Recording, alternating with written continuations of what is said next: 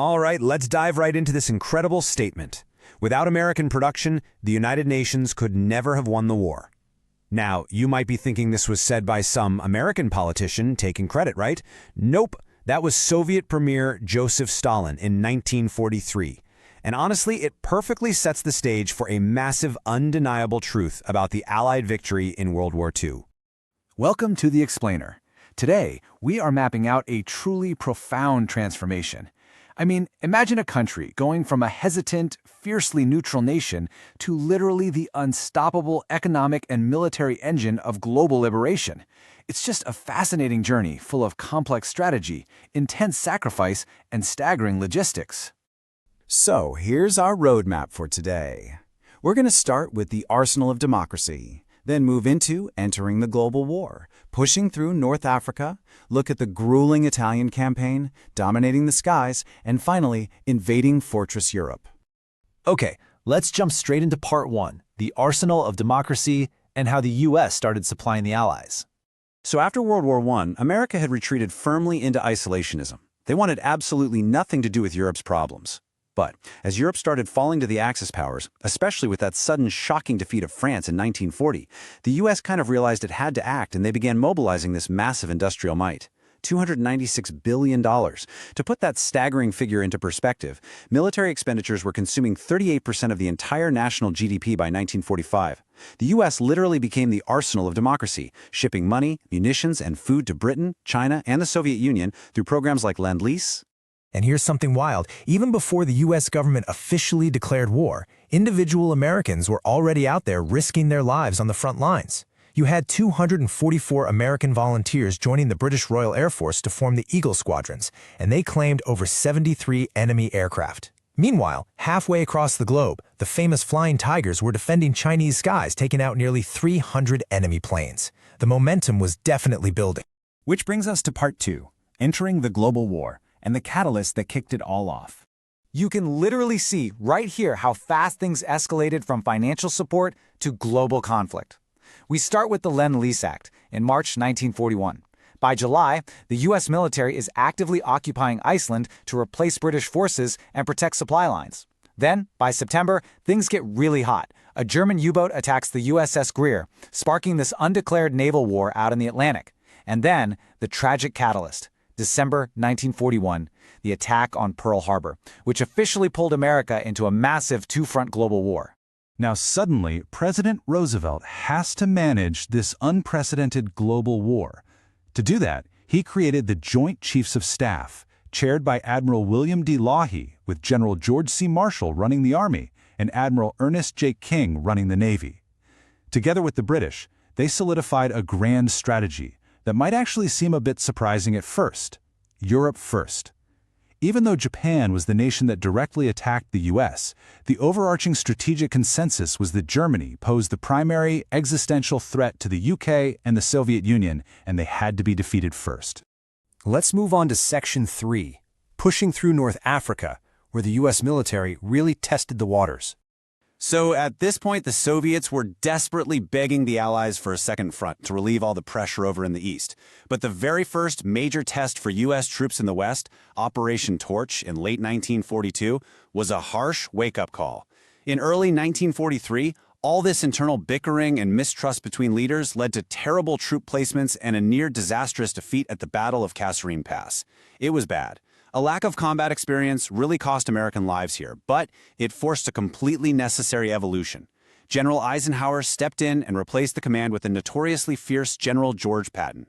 And under this new, battle-hardened command, the Allies regrouped in a big way. First, they halted the German advance in Tunisia. Then, fighting alongside the British under General Montgomery, they smashed right through the Mareth Line in April. This relentless push across North Africa culminated in a massive May 1943 victory where they captured an astonishing 275,000 surrendered Axis troops, a real turning point. Moving right along to Section 4, the grueling Italian campaign, or what I like to call the slow push. Fast forward to July 1943, and the Allies launch Operation Husky into Sicily and then push on to the mainland. Now, Winston Churchill famously called Italy the soft underbelly of Europe. Well, spoiler alert, it was anything but. Advancing up that peninsula was agonizingly slow. The Allies were forced to violently break through this series of heavily fortified German defensive lines across freezing mountainous terrain. You've got the Volturno Line in October, the Bardaber Line in November, the incredibly defended Bernhardt Line during the brutal winter of early 1944. I mean, they didn't even breach the Gothic Line until April 1945. To really grasp the reality of this war of attrition, just consider the sheer human cost. 114,000. U.S. forces in mainland Italy alone suffered well over 114,000 casualties, fighting through just endless mud and freezing rain. It was a brutal, miserable slog that successfully tied down huge amounts of German resources, but man, it came at a terrible price. Let's shift our perspective up a bit for Section 5, Dominating the Skies, and the Incredible Air War. So while ground troops were fighting foot by foot in the mud, an entirely different war was being fought miles above them. And the contrast in Allied strategy here is actually really fascinating. You have the U.S. Army Air Forces adopting high-altitude daytime precision bombing, using the Norden bomb site to hit very specific factories and rail yards. Meanwhile, the British RAF utilized nighttime area bombardment, basically targeting entire cities. Working together, this 24/7 onslaught forced Germany into a terrible dilemma. They had to divert massive resources, like thousands of men and anti-aircraft guns, just to defend their skies day and night. But here's the catch. Early on, this American daytime strategy was incredibly dangerous. See, fighters back then lacked the fuel range to escort the bombers all the way into Germany and back. So these heavy B-17 and B-24 bombers had to rely on something called the combat box. These incredibly tight, mutually defending formations that provided overlapping machine gun fire. But unfortunately, it just made them giant, slow targets for the Luftwaffe. Raids over industrial targets like Schweinfurt resulted in absolutely staggering crew losses. The strategy was basically failing. That is, until the introduction of the P-51 Mustang.